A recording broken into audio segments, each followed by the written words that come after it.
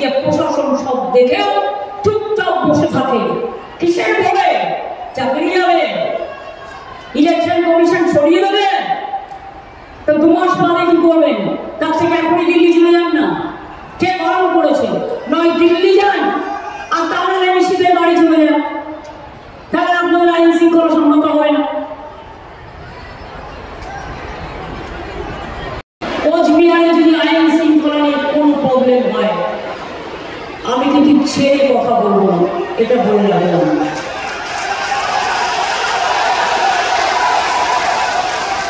আমি আমার পার্টির নেতাদেরও বলবো, ঠান্ডা মাথায়, সব পুলিশ খারাপ নয়, 3-4 জন বাপ্পাকে সবাই ডেডিকেটেডলি কাজ করে নিজের মতো করে, তাদের আমি প্রশংসা করি, তাদের আমি স্যালুট জানাই।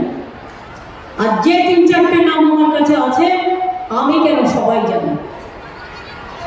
যতই পুলিশ নিয়ে ঘুরে বেড়ান, যতই গাড়ি নিয়ে ঘুরে বেড়ান, একটা নেতা কেমন হয় যে সহজ সরল থাকে, আর একটা নেতা কেমন হয় যে 10টা পুলিশের গাড়ি নিয়ে, 20টা গুন্ডা নিয়ে, বাইক নিয়ে ঘরে ঘরে ঘুরে বেড়ায় আর মানুষকে ভয় দেখিয়ে বেড়ায়।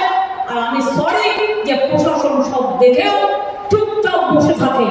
কিসের ভয়ে? চাকরি যাবে, ইলেকশন কমিশন সরিয়ে দেবে, তো 2 মাস বাদে কি করবেন? তার থেকে এখনই দিল্লি চলে যান না। কে গরম করেছে? নয় দিল্লি যান আর তাহলে এমসিদের বাড়ি চলে যান, তাহলে আপনাদের আইন শৃঙ্খলা সম্মত হবে না।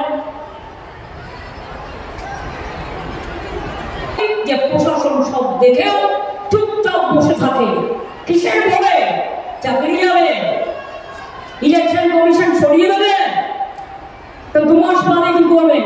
তার থেকে এখনই দিল্লি চলে যান না। কে গরম করেছে? নয় দিল্লি যান আর তাহলে এমসিদের বাড়ি চলে যান, তাহলে আপনাদের আইন শৃঙ্খলা সম্মত হবে না।